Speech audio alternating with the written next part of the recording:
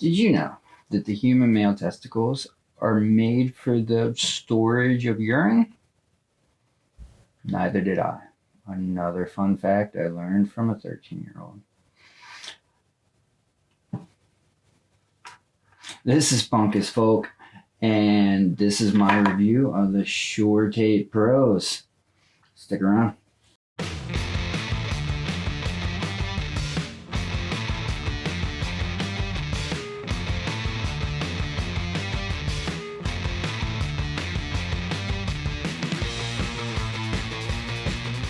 And these are the Shuoer Tape Pros, which I unboxed a little while ago. But let's go over that again real quick. They come in this nice case with what appears to be a waterproof zipper. This little baggie with the weirdest shaped screwdriver ever. 2 filter nozzles and 2 replacement base filters for the outside, because you can tune these to your liking as long as your liking is one of their base filters, which I didn't see. I'll get into that later. It comes with this cable, just silver thick. It's 2 into a single on either side, 2.5 millimeter balanced. It does come with a 3.5 millimeter adapter, which I used several times, but let's just say these are very source dependent, and 3.5 is not how they're meant to be plugged in. The shape is cool. The machining is very nice. I believe they're aluminum.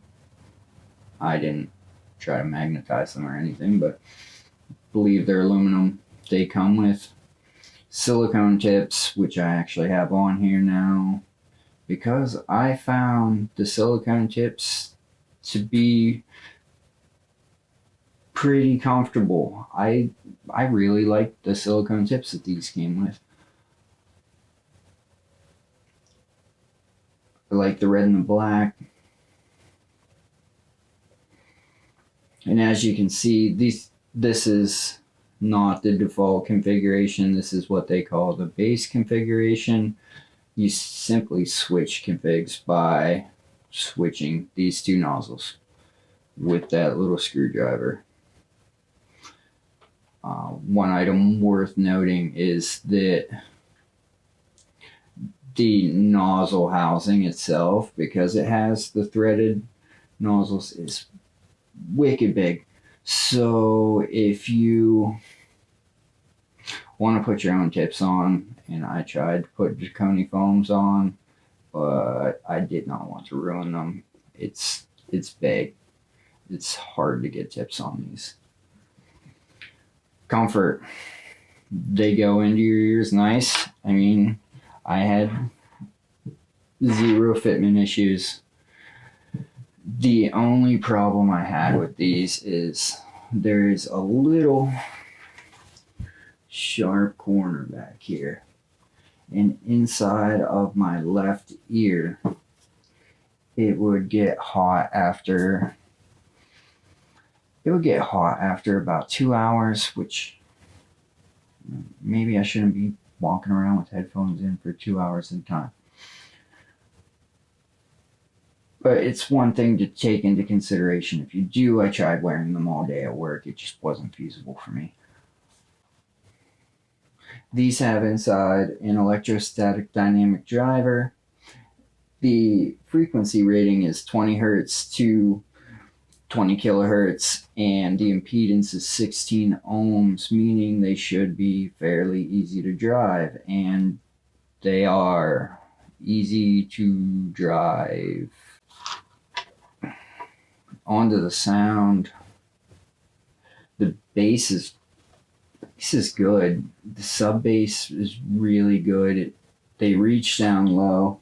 I did most of my testing with the tuning screws in this position because I found the bass to just have a nicer, punchy sound with this configuration. The way they were shipped to me, stock, the bass was still present.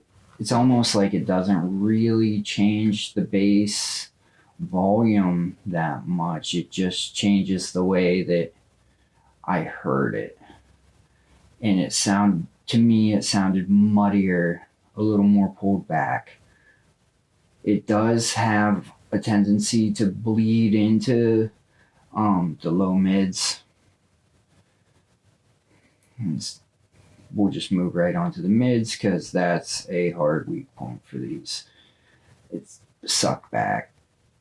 I like to listen to a lot of folk music as well as punk music. And with just an acoustic and vocals, these do not shine in any configuration that I could figure out. Male voices sound nasally. They sound nasally. Sound like me trying to sing, and nobody wants that. Female voices, on the other hand, were really good.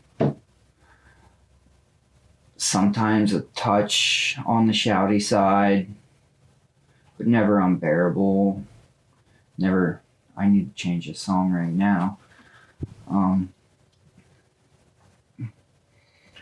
The highs are very good as well. Soundstage and presentation, I really like these. Once I switched those filters, presentation was really good, and I heard it much wider than I expected to. Not just horizontally, I heard it vertically as well. Amy Winehouse's Fuck Me Pumps. If you listen to the details, there's a bar in the background, clinking glasses, stirred drinks, stuff like that. This picked them up and made me feel almost as if I was descending a set of stairs into that club. So I really enjoyed the soundstage on these. Again, that's going to be dependent on the source.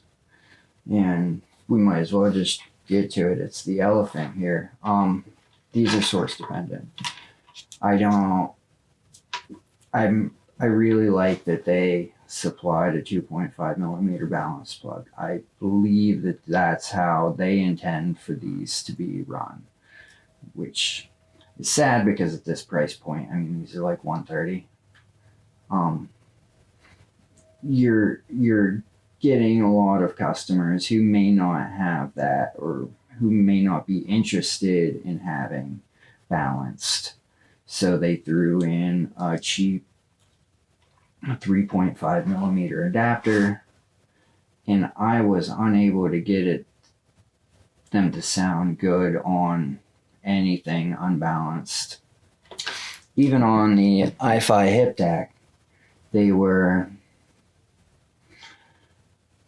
not good at all on 3.5. Maybe it's just me. Maybe I've become a sucker for balanced cables or something. But I have a lot of other IEMs that do sound good on 3.5. I have IEMs that sound good directly out of my iPhone. These did not. But when plugged in to a DAC amp, like the i-Fi hip DAC, like the M3X, I guess that's a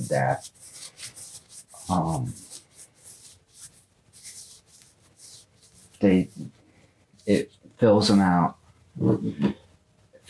brings out those mids, makes them quite pleasurable. Honestly, I really like these. I don't know that I would recommend them, especially if you don't have a couple DACs, a couple headphone amps to try and move things around. Try to find a way that they work for you, and at this price point you can find plenty of other options that just sound good out of the box. They don't need to be quite as tailored to as these IEMs do. I like them. If you have those options and you want, if you're interested in playing around, if you're interested in maybe not enjoying them on some of your equipment, they do sound great when you get the right pairing. I think they punch above their weight. I mean, people have been crapping all over them, and I can see why. But when you find a setup that works for you with these, I think they compete with some of the $200 IEMs. So my recommendation is buy them if that sounds interesting to you, if you have the kind of time and you enjoy this hobby enough to want to play around finding that perfect setup. If you don't, if you want to pull something out of the box and plug it in and have it sound great, I'm trying to think, at 130. What are the FH3s?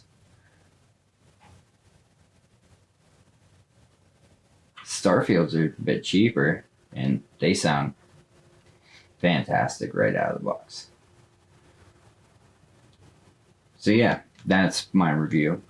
Buy them if you like options, if you like to tinker. If not, don't buy them. I'll link them in the description if you're interested. The cable's sweet. I love the cable. I love the IEM. It's just finding the right place to use it.